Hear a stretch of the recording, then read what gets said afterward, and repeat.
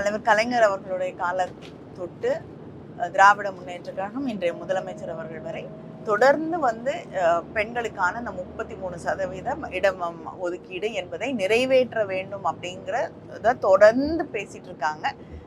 நம்முடைய முதலமைச்சர் அவர்கள் பிரதமருக்கு கடிதம் கூட எழுதியிருக்காரு. ஏன்னா கிட்டத்தட்ட அவங்க 2014 ஆட்சிக்கு வந்தாங்க. ஒரு அஜெண்டா கூட கொண்டு வந்ததில்லை 23 வரைக்கும் மகளிர் மசோதாவை பற்றி. இவ்வளவு அவசரமாக இதை தேர்தலுக்கு நடுவுல கொண்டு வரவங்க ஏன் வந்து இத்தனை வருஷமா எதுக்காக காத்துட்டு இருந்தாங்கன்னு தெரியல. ஏன்னா யூபிஏ அரசு கொண்டு வந்த அந்த மகளிர் மசோதா 2010 கொண்டு வரப்பட்டது. ஆனா அதுக்கு வந்து மக்களவையில வெற்றி பெறுவதற்கான வாய்ப்பில்லை, லேப்ஸ் ஆயிடுது.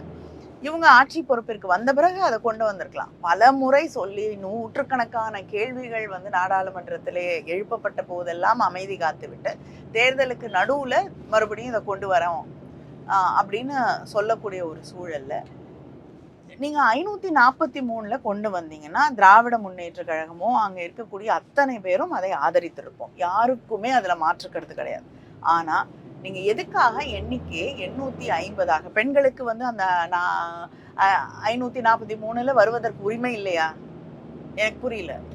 அதுல அவங்களுக்கு இடம் கிடையாதுன்னு சொல்லிட்டு அதை 850 கொண்டு மாத்திட்டு அதுல நாங்க இடஒதுக்கீடு கொடுக்குறோன்றாங்க. அப்படி 850 மாற்றும் பொழுது வட இந்தியாவில் இருக்கக்கூடிய பிஜேபிக்கு வாக்களிக்கக்கூடியதாக அவர் நம்பக்கூடிய சில மாநிலங்கள் அவர்களுடைய வாக்குகளை வைத்து மட்டுமே நேற்று கொண்டு வந்த மசோதா போல அரசியல் அமைப்பு சட்டத்தை மாற்றக்கூடிய எந்த மசோதாவையும் அவர்களால் கொண்டு வந்து தமிழ்நாடு, கேரளா, ஆந்திரா, தெலுங்கானா, வெஸ்ட் பெங்கால், இது யார், பஞ்சாப், இவங்க யாருடைய ஒரு வாக்கு கூட இல்லாமல் அவர்களால் அந்த மசோதாவை வெற்றி பெற செய்ய முடியும்.